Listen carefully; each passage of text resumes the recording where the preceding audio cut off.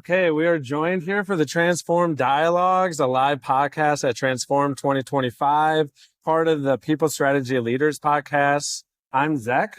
I'm Amy. And we're joined by Prudence. Prudence, welcome. Thanks for joining us live on the floor. Super excited to talk a little bit about the transforming world of work, the employee experience, the role of the leader.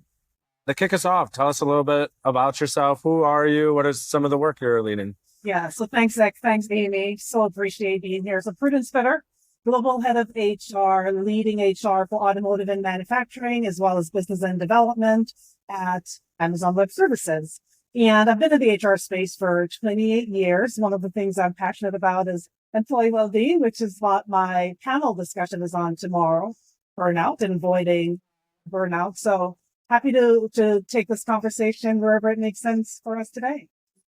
Love that. Well, let's dig into that a little bit just to start. And I feel like the world of well-being has been a topic for quite some time. Mm-hmm. It's changed throughout the years. I remember when I first got into it, it was a lot about well, let's just invest in well-being to lower our healthcare costs type thing. Now it's a little bit more of a true strategic imperative. Yeah. And I feel like that's maybe a stance you have on it. Can you tell us why is well-being so important today, or how should we be looking at the world of well-being right now? You hit the nail on the head. It's a strategic imperative. It's about engagement and retention. I have a podcast as well, and one of my podcast guests from season 5 was sharing with me that employees are taking a look at employers' well-being engagement score as part of a decision, should I join the organization? And employees, as we know for years, have always valued the importance of giving feedback and taking a look what employers are doing with that feedback. And one of the things that rises to the top is employee well-being. What is the organization doing for me as it relates to diet, exercise, sleep, overall benefits, and doing so proactively versus reactively? Mental health is a huge part, but getting to taking care of the employee before there is a mental health episode is even more important to employees today. So it's strategic in that it's about the employee engagement and retention. Employees want to feel as if they belong, and employees want to feel as if they're being taken care of. Do you feel like organizations are addressing kind of the discrepancy between how a frontline workforce is maybe engaged in well-being versus a corporate workforce? Some organizations do it better than others. And I think some organizations pay more attention to some groups versus others. There tends to be this assumption that some employees need support more than others, and everyone has a thing that they're dealing with that somehow ties into their well-being, whether that's finances, taking care of the elderly, having a new child, going through a divorce, whatever it is that someone is dealing with. How do they feel that the organization is supporting them? So there's some organizations where they're providing a lot for the frontline employees and not enough for the quote-unquote corporate employees, because there could be a thought that those employees have already built the skill set to take care of themselves. And while that might be true, it's not a destination. It's a journey. So what are organizations doing to regularly remind employees about resources that are available? Because there are studies that show that employee assistance programs are underutilized, not because employees don't need them, but sometimes there's that thought process that I go there when the world is crashing versus there are resources to help me get to the point of my world's Do you think there's some resistance in an employee still raising their hand to say, I need help, I need that resource? Do you think that's part of the reason that they're not utilizing them? A big yes.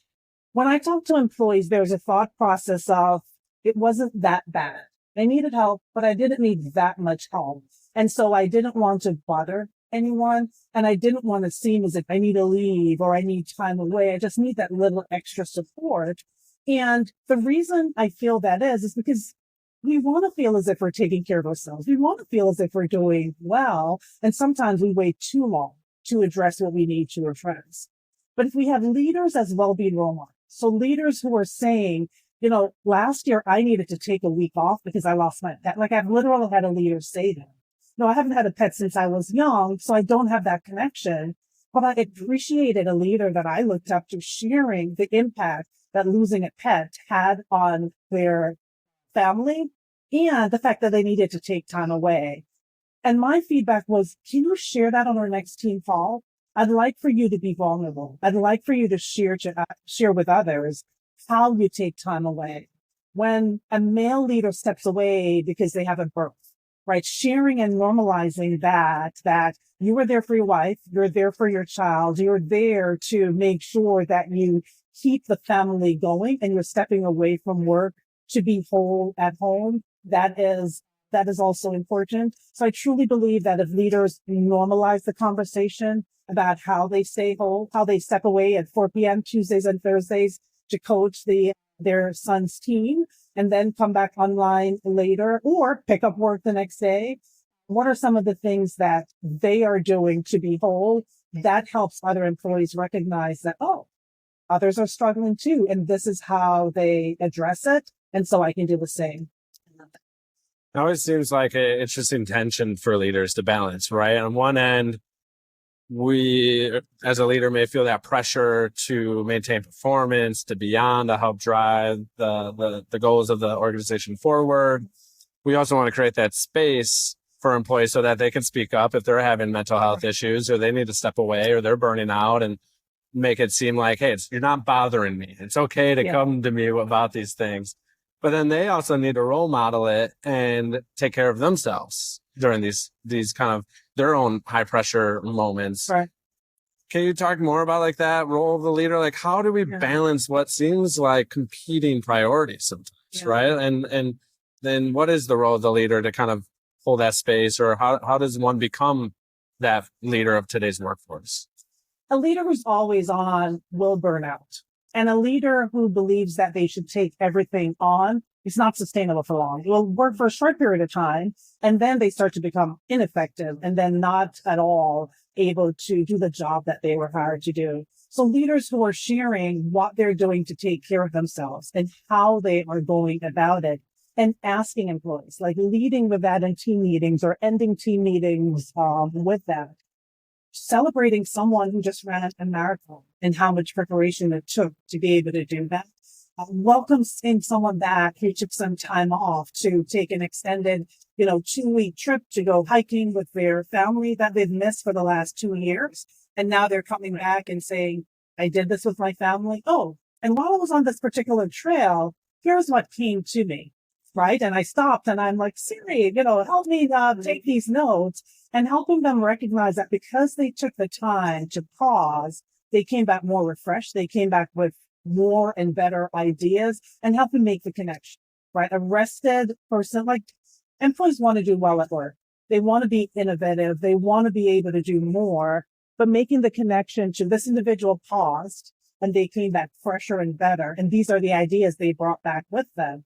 Oh, and by the way, Saturday mornings after my Pilates class, on my drive home, I usually have the best ideas because there's something about exercise and, feeding your brain in a different way that helps you be better. Making those connections can help others recognize that they too can do the same.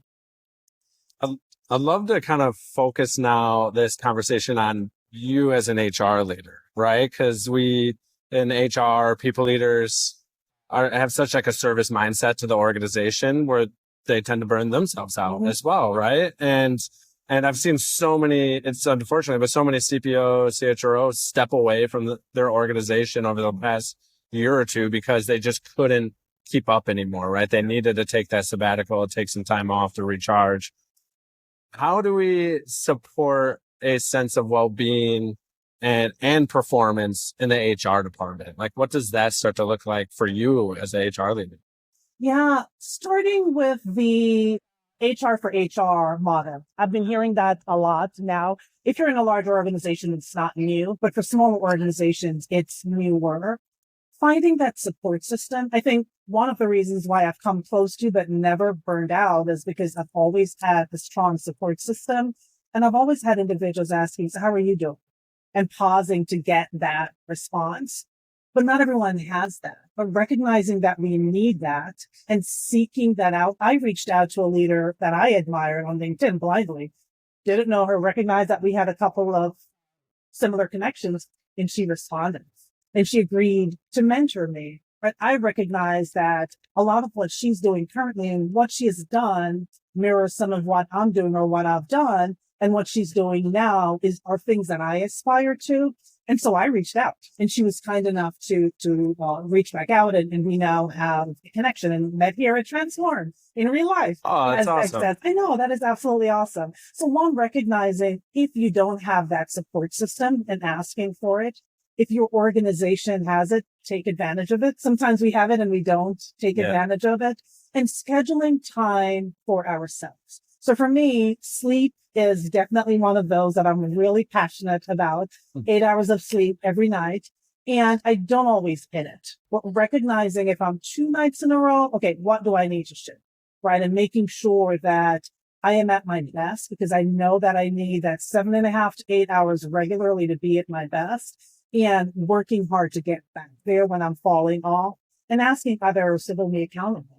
One of the leaders in my previous organization is my accountability partner.